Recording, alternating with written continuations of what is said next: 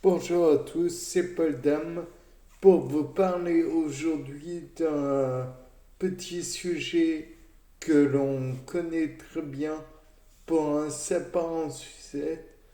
Donc en ce moment on a beaucoup de tempêtes. Donc au lieu de dire ouais mais moi je suis meilleur, j'aurais pensé à d'autres choses, c'est bien joli de dire ça mais c'est mieux d'émettre des idées qui sont réalisables. Donc voilà, tout d'abord, j'avais des idées qui éventuellement sont réalisables comme tant d'autres. Donc on sait que bon, face aux inondations, on a une petite chose qui s'appelle l'arbre. L'arbre, il sait très bien pomper l'eau. Ils existent depuis des siècles et des siècles, voire des millénaires. Or, avec notre fâcheuse tendance à faire croître les villes, on en a perdu comment dire, on les déracine, on les coupe, on fait tout ce qu'il ne faut pas faire. Or, il y a des arbres tels que le saupleur ou alors le noyer qui pourraient très bien faire l'affaire dans le sens où ceux-ci pompent beaucoup d'eau et ont des racines très profondes. Donc pour émettre l'eau bien plus profondément et même véhiculer d'autres éléments qui pourraient nous causer des problèmes. Ensuite, il est possible que vous ayez envisagé, tout comme moi, le problème du vent. Donc le vent lui-même, on peut se dire, oui, mais les vents, ils vont tout casser, ils vont tout déraciner, ils vont tout arracher. Donc je suis d'accord sur le fait que ça puisse déraciner, déraciner les arbres et que ça puisse détruire les maisons et tout et tout. Néanmoins, il y a une chose que je voudrais rappeler. L'air, donc, qui est composé de multiples gaz, se comporte en tant que fluide, puisque dans les fluides, on comptera non seulement les gaz, mais aussi les liquides. Donc, si on prend comme illustration les liquides, donc pour l'eau, on a tendance à employer des brises-lames qui sont finalement un tas de plots amassés dans lesquels l'eau peut s'infiltrer et finalement ça coupe toute l'énergie, ça dissipe, ça, je ne sais comment le dire, mais finalement l'eau en elle-même est comme l'énergie en elle-même est comme dissipée et rencontre des obstacles qu'elle ne peut pas vraiment franchir. Donc finalement, ça coupe l'herbe sous le pied de la vague, ce qui n'est pas une très bonne illustration.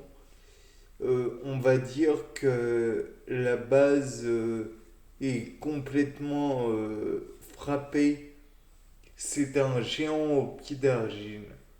Donc finalement, elle s'est effondrée sur le brise-lames et ne peut plus euh, ne peut pas aller beaucoup plus loin. Donc ce que je proposerais, c'est que l'on plante des kelps qui sont finalement des algues dans la mer, des grands haricots, comme on dit, de mer. Et donc, je crois du moins. Et donc, cela pourrait éventuellement ralentir la vague et la faire perdre en puissance. Néanmoins, il faut envisager l'idée comme quoi ces haricots de mer, euh, si tant est que cela soit le nom adéquat, puissent faire ce que je désire qu'il fasse. Néanmoins, il y a autre chose éventuellement qui est à prendre en compte, c'est les fameux courants, pas les courants d'air, les, les vents, tout. Donc eux aussi, ils peuvent faire beaucoup de dégâts, bien entendu. Donc, il est envisageable de faire appel aux fables de La Fontaine pour que l'on nous rappelle cette bonne vieille citation. Le roseau plie, mais ne rompt jamais face au chêne, qui dans la fable du chêne et le roseau s'est retrouvé totalement fracassé, arraché, cassé, oui, ce que je viens de dire. Euh, et donc, on peut envisager l'idée que il faudrait peut-être revoir les infrastructures afin que celles-ci soient moins rigides et puissent éventuellement se courber. Néanmoins, on est d'accord, on ne va pas chercher à avoir un blob en guise de maison.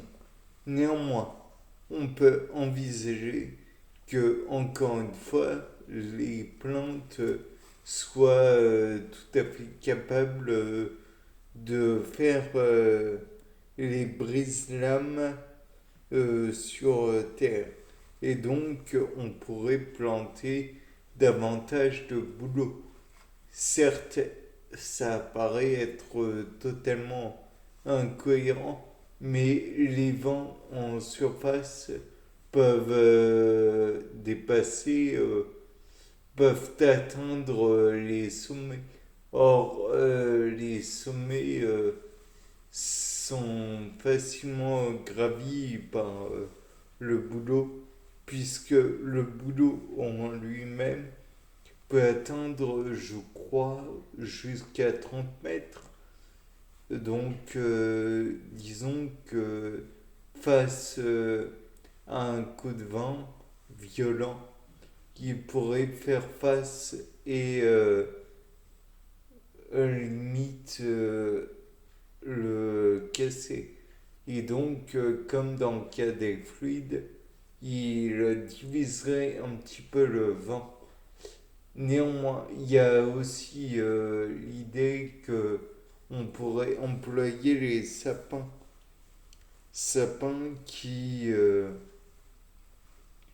peuvent avoir aussi les sapins d'ailleurs, je me trompe d'appellation, les pinacées tout court, toute la famille des pinacées peut faire face aux tempêtes et face aux tempêtes peuvent casser encore une fois les courants d'air qui ne sont pas forcément très légers.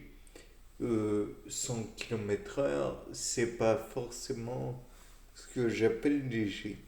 Néanmoins, oui, avec le néanmoins, c'est le visage, il est pas aussi beau. Donc voilà, c'était la petite blague.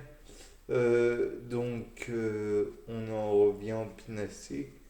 Ils peuvent éventuellement casser le vent et ils peuvent même avoir une utilité au niveau pharmacologique. Mais ça, c'est un autre sujet. Bien, c'était Paul Dame pour un nouveau sapin en sucette.